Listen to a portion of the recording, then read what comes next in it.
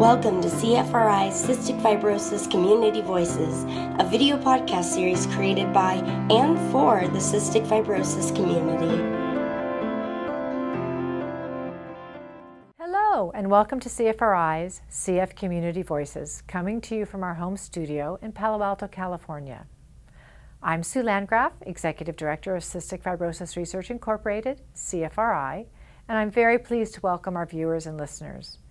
We have a very special program ahead, but before getting started, I want to thank our generous sponsors, Vertex Pharmaceuticals, Chiesa USA, Gilead Sciences, Genentech, and Proteostasis Therapeutics. I also would like to note that no information presented in this podcast is intended for a patient's diagnosis or treatment. We hope you enjoyed the podcast. Thank you, and let's get started. All right, good afternoon, everyone. My name is Jennifer Cannon. I'm a nurse practitioner at the Advanced Lung Disease Team, Stanford Healthcare. Specifically, I work with the Adult Cystic Fibrosis team as well as the lung transplant team. Wanted to thank Siri and CFRI for inviting me to come today. I'm really excited. Title of my talk is Can We Talk? Cystic Fibrosis and Reproductive Health. So first, I have no financial disclosures. However, I do want to mention that I worked in reproductive health for a decent amount of time. So I'm definitely a little bit biased, and it's a topic that's near and dear to my heart. So questions for today. What exactly is reproductive health? How do I get these services? And where does my cystic fibrosis or CF fit into all of this? So, reproductive health is an incredibly broad topic. There's no way to cover it in half an hour, although I'm going to try to. I started with a nice definition that I think really encompasses what we're trying to accomplish. From the WHO, reproductive health addresses the reproductive processes, functions, and system at all stages of life. Reproductive health therefore implies that people are able to have a responsible, satisfying, and safe sex life, and that they have the capability to reproduce and the freedom to decide if, when, and how often to do so. So the take home here is reproductive health is not only is it very broad, but it differs from patient to patient. So someone's age, someone's sexual orientation, gender, marital or partner status, obviously, those are things that are going to impact what a patient needs and what their healthcare needs are when it comes to reproductive health. And then when we think about a CF-specific population, things like lung function, overall health, exacerbation rate, the number of times you're in the hospital or needing antibiotics, colonizing organisms, and then whether or not you're pre or post-transplant, those are also things that we take into account, kind of assess what patients need when it comes to their reproductive health. So I divided it up into three main kind of areas. Although this isn't comprehensive, I thought these are the three biggest ones that we could go over today. So the first would be STI screening and treatment, cancer screening and prevention, and then family planning. I would say that family planning is probably the one that we get asked about the most as CF providers in clinic. If you divide it down a little bit more, and we'll go through this throughout the talk, but this is just the kind of subsets of each section. So the reason that we care about CF and reproductive health, obviously I think all patients know that CF patients are living longer and longer, and that reproductive services are now becoming more important as patients are aging throughout their reproductive years. So things that we weren't necessarily worried about 20 years ago, we're definitely concerned about, and we want to provide the best health for our patients as possible. Okay, so where can I get these services? I always make a little plug for primary care providers when we're talking about reproductive health. You know, your CF team, of course, is going to provide excellent CF care, but there are some things outside of that scope that really a primary care provider is best to really do.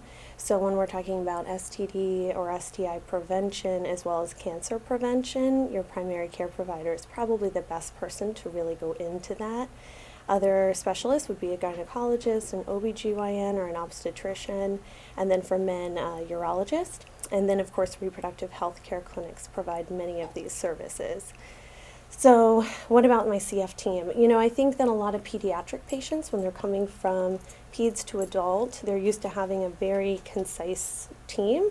It's really just their CF team who's providing a lot of their primary care. On the adult side, we really like to utilize providers outside of the CF team to help us with that. We can, of course, always make recommendations.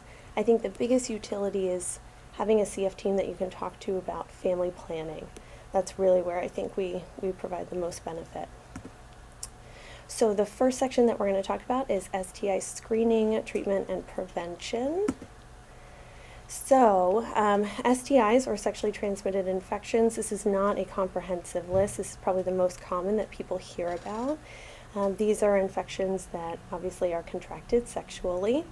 The screening and treatment guidelines are established by the CDC, and they're pretty standardized. The big thing here is that the screening guidelines and the treatment are all the same for CF or non-CF patients. And the recommendations are based off of your age, number of sexual partners, high-risk behaviors, type of sexual activity, meaning oral, anal, vaginal, those things, as well as your pregnancy status. And then the big thing that I want to drive home is, a lot of patients are concerned about their fertility, but that has nothing to do with whether or not you can contract a sexually transmitted infection. And condoms are the only way to prevent STIs. We're going to talk about contraception later, but condoms are the only thing that's going to help you in this department. The next section that we're going to move to is cancer screening and prevention. So I divided it up into reproductive organ cancer screening, and I kind of went through like young women through young men, and then older women and older men. So the first would be cervical cancer. Screening is generally started at age 21. It goes through age 65. It's every 3 to 5 years, depending on what your screen comes back with. If you have an abnormal result, you may end up having screening more frequently. So we start really thinking about this in young women, normally college-age women. Long gone are the days of having a PAP every year. I think a lot of patients still hear from their moms these nightmare stories of needing to go and have one every year. That's not how we do it anymore. And then for young men, we're mostly concerned about testicular cancer. It's the most common cancer in men ages 15 to 34, so it's a pretty young cancer. There are no established guidelines, so it's really important to discuss with your primary regarding what's most appropriate for you. And then moving into older women, we start breast cancer screening with mammograms at age 40. It's normally performed every 1 to 2 years, although this could be different based off family history or your personal history. Moving into older men, we have prostate cancer. Screening generally is recommended age 45 to 50, depending on risk factors. There are no established guidelines for this either. There's actually a lot of controversy surrounding prostate cancer and whether or not PSA or prostate-specific antigen screening is actually a worthwhile test. And then the last is endometrial and uterine cancer, which we normally think about in postmenopausal women or women of older age. And there are no established guidelines for that either. So this is something that you definitely want to be talking to your primary or your OBGYN about. So the big thing for patients to know is that there are a lot of agencies that make recommendations regarding cancer screening. So there's the U.S. Preventative Task Force, which is the first one, American College of Obstetrics and Gynecology, the American Medical Association, American Cancer Association. There are tons of different people who have different opinions about what is appropriate for patients. At the end of the day, your insurance company is going to decide what's covered. And not all of them agree with necessarily guidelines laid out by, the American Cancer Society. So your provider will make a recommended screening schedule, and then insurance will decide what will be covered. You can always work with your insurance to get things covered more frequently. And then, as I mentioned before, family and personal history can really impact these screening recommendations. So somebody, for example, with a very high number of relatives with breast cancer, they're normally screened a bit more aggressively than someone who doesn't have family members with breast cancer. And then the other thing I wanted to mention is these recommendations are also the same for CF and non-CF patients. However, I did put a caveat at the bottom for post-lung lung transplant patients. Screening generally is more aggressive, so this is something to talk to your transplant team about. And then I made a little plug for HPV infection prevention. So HPV, or human papillomavirus, is a sexually transmitted viral infection. It can lead to certain cancers and genital warts. It's incredibly common. About 1 in 4 people currently have it. Normally it's pretty benign, resolves on its own, doesn't cause an issue, but it certainly can. It's associated with several cancers, most notably cervical. It's where you mostly hear about this. Although this list is starting to get longer and longer, and we're identifying HPV in more cancers, honestly, every year.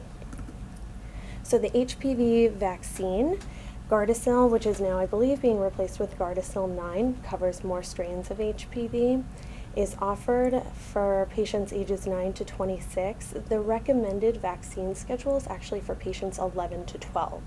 So I don't work on the pediatric side. I don't know how often pediatric CF teams are recommending this to their patients, but as adult providers, I think we really owe it to our patients to make sure that they are well covered, because this is something that can really prevent a lot of cancers in patients. So if you are an adult patient and want more information, you can always talk to your team, and then if you're a parent of a pediatric patient, I urge you to talk to your child's providers. Okay, so the last big chunk, and this is definitely the thing that people are most interested in, is the family planning piece, and there's a lot to go through, so I'll try to get through as much as we can. So the first part, we're going to go into contraception, actually, as the first section. So contraceptive education, just like regular old reproductive health education, is more and more important. More women are living into their reproductive years. Fertility rates are really approaching similar to non-CF women. I found this interesting. 1/4 of pregnancies in the CF population are unplanned, which really shows the need for this sort of education for our patients. And then the really big take home, and what I hope patients understand and providers understand, is that this education allows women to optimize their health prior to pregnancy. And this is the goal in non-CF and CF women. We want people to have healthy pregnancies. We want them to be the best version of themselves so they can go through a very good pregnancy and have good outcomes. So where is the research? There was a literature review recently, a little over a year ago, from the University of Pennsylvania, and the short answer is there is not enough research. We don't have all the answers. There's limited data on safety and efficacy in CF patients. And the other piece is we really don't have a good handle on what contraceptive methods CF patients are using, which I think would be really helpful. The one big update, though, is up until this past year, the U.S. medical eligibility criteria didn't include CF patients, and that actually just changed this past summer, which was really nice to see. This is their statement regarding CF and contraceptive safety. When you actually look at the categories for each class of contraception, so combined hormonal methods, progestin-only methods, the copper IUD, all of them are safe in CF patients. They do make the caveat that these recommendations are for CF patients just as an independent group, not based off other things like liver disease, diabetes, history of a DVT or a pulmonary embolism. So that could change your options when it comes to which method is safe. So the big thing, from a provider standpoint, is someone who worked in reproductive health and in a clinic where we were providing a lot of contraception. The thing that I find most important is for patients to figure out what the best fit is for them. And one method for one person doesn't necessarily work for another person. So it's really important to figure out what makes the most sense for you. And you need to have pretty open and frank conversations with your team regarding what is realistic for you, what is safe for you, what are the actual contraindications of things. And that can be a little daunting, but the good news is there are so many options. We can always find something that works. This is another way just to kind of describe what makes a good contraceptive method for patients. So personal considerations, most important, I think. Efficacy, of course we want it to work. That's the whole point of doing this. And then safety, which is really the team or the provider who's prescribing this method. It's their job to figure that out, so you don't need to worry about that. This is just an overview of all the different types of methods, and then from bottom to top it moves from less effective to more effective. So you can see that the long-acting methods, IUDs and implants, are the most effective, and then of course sterilization procedures. So the one thing that we get asked about a lot in CF clinic is drug interactions. Antibiotics is probably the most common question, and then I would say interactions with Orkambi is probably the second. Antibiotic use, each provider still, I think, kind of really is concerned that we don't really know how much interaction there is with antibiotics.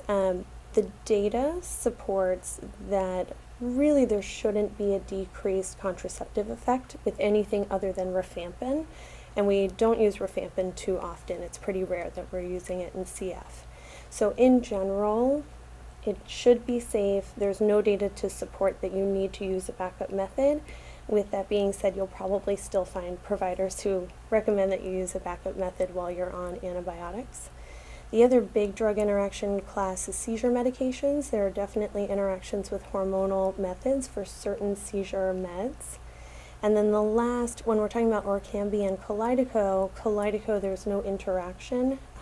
However, there is a potential interaction with Orkambi. And the reason for this is the drugs are metabolized through the same pathway in your liver. And unfortunately, your liver gets really busy with processing Orkambi, and the amount of birth control in your body will be reduced. So we can't guarantee that any hormonal method will be effective. The one workaround, and you can certainly talk to your GYN or your primary care provider about this, is the copper IUD, which is called the Paragard. That is a hormone-free option, so it should not interact at all with Orkambi. So that's a really good option to look into. It's also, because it's hormone-free, there's a lot of, you don't have to worry about as many hormone side effects or risks. And then the next thing, a lot of female patients ask us about this, pulmonary exacerbations and hormonal contraception. There was an interesting article in 2012, New England Journal of Medicine, that found a relationship between exacerbations, pulmonary exacerbations, and hormone levels, specifically estradiol. They found that the majority of exacerbations happen during the follicular phase, which is the first day of your menstrual period, through really day 14, which is not surprising. Most patients say they feel lousy during their menses, so this isn't a surprising thing to find in the data.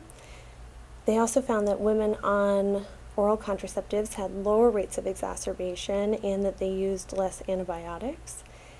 They didn't specify in the article if it was combined birth control pills or progestin only, so it would have been nice to know that. But either way, it does support that there's definitely a relationship that we need to investigate further for our female patients. Okay, so moving into preparing for pregnancy. So this, I think in general, we really focus this with our female patients more so than with our male patients, and we don't do as good of a job, and we really need to. Preparing for pregnancy applies to both men and women, not just female patients who are thinking of getting pregnant. The big things that we'll go through, discussing with family, discussing with your CF team, screening, and then health optimization. So discussion with your family, by far the most important thing. the logistics of childcare, finances, time restraints, insurance. All of these things are important for you to discuss as a family, just how you're going to really do this. And then the other piece is preparing for the unexpected. No one wants to have these conversations. They're difficult and challenging, but they are necessary. We never know if a patient is going to need lung transplant, when they need it, what situation we're going to be in. And it's important to know that these things are on the horizon and that you really do need to discuss these things with your family. Same with end of life or goals of care. It's important to know these things when we're going into a phase where you're going to be having kids and it's going to be more people than just the two of you. Discussion with your CF team. I try to stress this, best to address prior to pregnancy. Definitely better to do that then versus, I'm in my second trimester, we should probably figure out how I'm going to do this with CF. So definitely something that you want to talk about early. I think a lot of patients get nervous to bring this up, and understandably so. It's a big decision. There's a lot of stress. There's a lot of uncertainty. At the end of the day, this is always your decision, and your team is there to support you and get you through as best they can. Your team may not always agree with your decisions, but we will be there to support you. So I don't think patients should be afraid to talk about it. I do understand it, but definitely bring this up sooner rather than later. The most important piece of this is really the time to discuss the hard things. This is the time to discuss things that are uncomfortable, that you don't necessarily want to think about, but you need to really think about and discuss with your team. So kind of in the same vein as end of life, goals of care, lung transplant, what happens if I come in and I need to be in the hospital for a prolonged period of time or an ICU stay. These are the times to think about those things and talk about them. And then the last piece, what does postpartum life look like? I think a lot of pregnant patients, they come in and they're just trying to get through pregnancy, which I understand. But the postpartum world is still a part of your life. And learning how to juggle that and how to make that work for you is important. We don't see you less in clinic just because you've had a child. We see you just as many times. So that's important to remember and to discuss with your team. So genetic counseling, I think this is kind of a given. For your partner, if they have not been screened, it's important that they are, just so you know whether or not your child has a chance of having CF. We over at Stanford send people to Packard for the genetic counseling. We don't do it. We let the experts do that. So that's normally where we end up sending people. Also best to complete prior to getting pregnant, although it's never too late, but we recommend doing it prior to pregnancy. Next piece, so optimizing your health. I know I've said every section is the most important, but this is actually the most important. This is the time to get your CF care ready. And this is for men and women. I have a lot of male patients whose wives are, they're entering this IVF cycle and they're getting ready for all of this, and, they still aren't doing their airway clearance twice a day. So this is the time to figure out what we can do to get you the best care possible. What's not working about your regimen? Are you on Toby-Neb and maybe we could do Toby-Pod? Are you happy with your therapies? Are you in a good routine? These are things to really think about during this time before you and your partner are pregnant. The other piece, of course, our wonderful dietitians are on top of this, but optimizing nutrition, that's a huge piece of pregnancy, both for men and women, just because nutrition has such a huge impact on lung function. Then exercise regimen, I always think it's good to be on top of this, but especially going into a new family planning phase. Same with mental health. In particular for female patients who are on SSRIs, it's important to know what is safe and what is not in pregnancy, and that's best to defer to your mental health professional. And then the big ones that I'm always going to want are labs, just to screen and make sure that we're not missing anything big going into this new phase, particularly glucose tolerance test for diabetes. And then I put a slide in here just about transplant because I really don't think that we do a good enough job discussing this before transplant.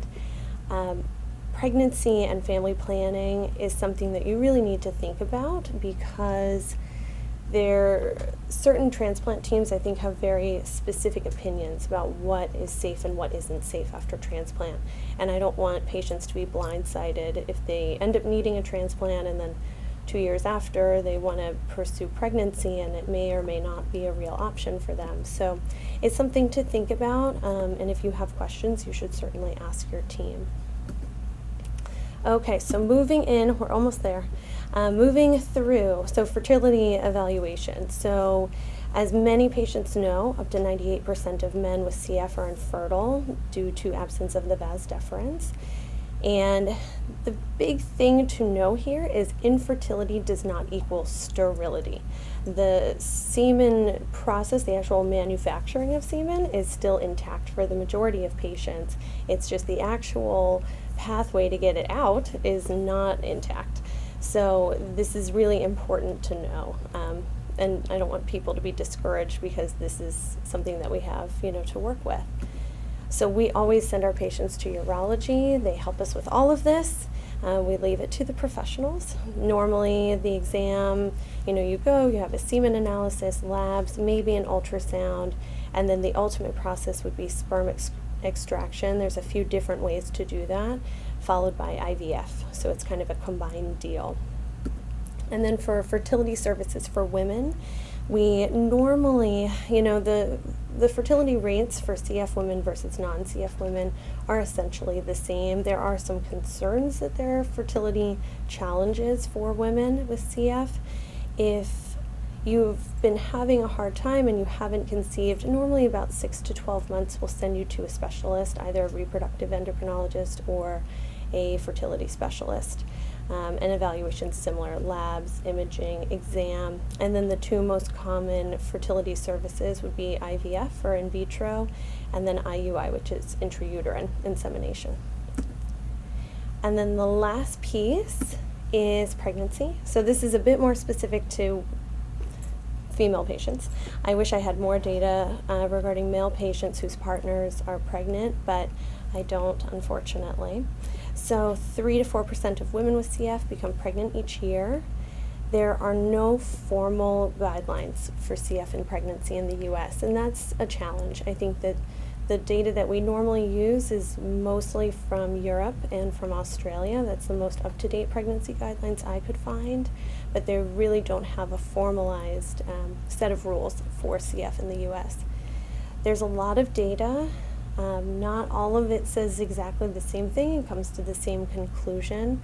I think the big things that stand out where we would recommend for or against pregnancy or pursuing pregnancy is pre-pregnancy FEV1. The general consensus in the data is normally about an FEV1 of 50%.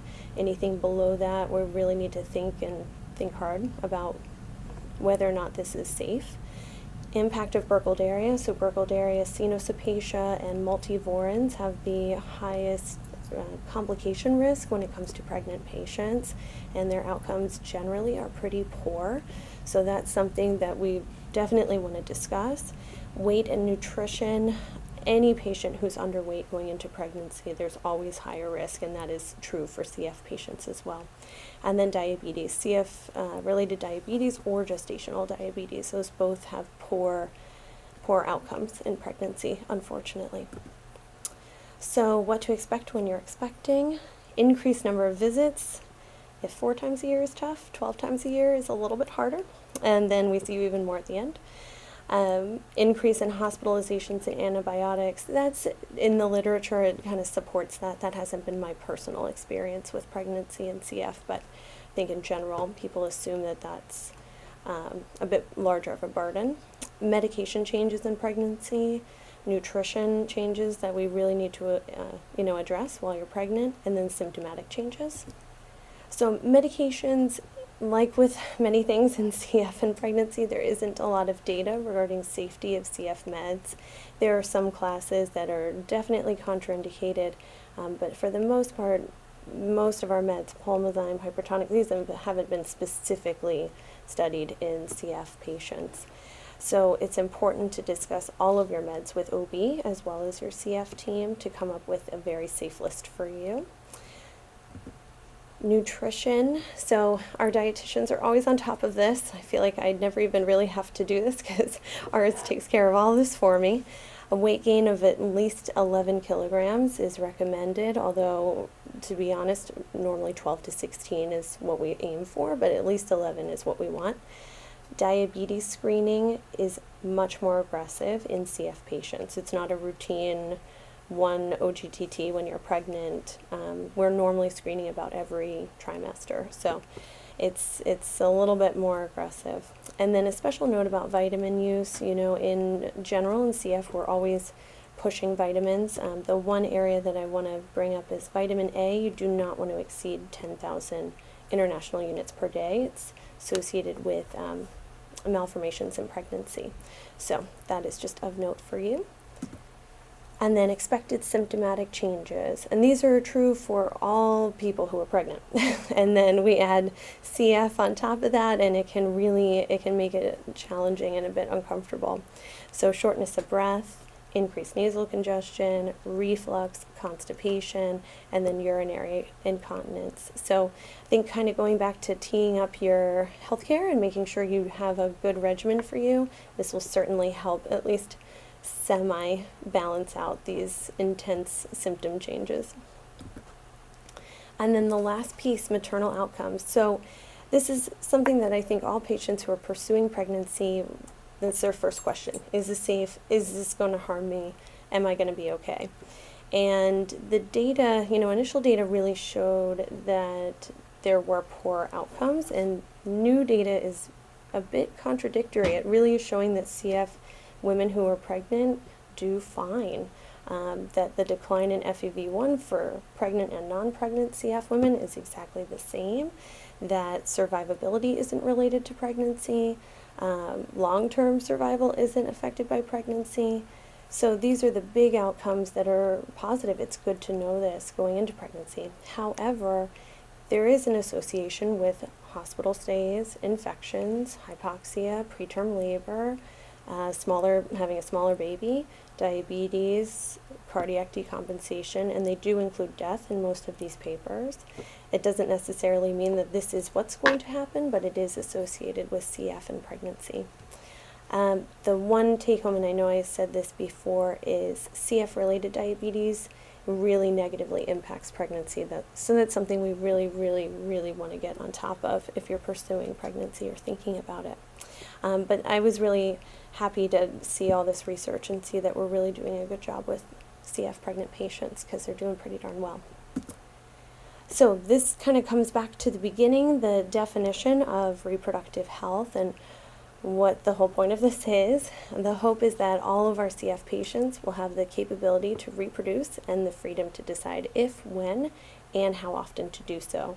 So I hope that you really engage with your team and ask questions and get the answers that you're looking for so you can really move forward in this new phase of family planning. And that is it. Thank you.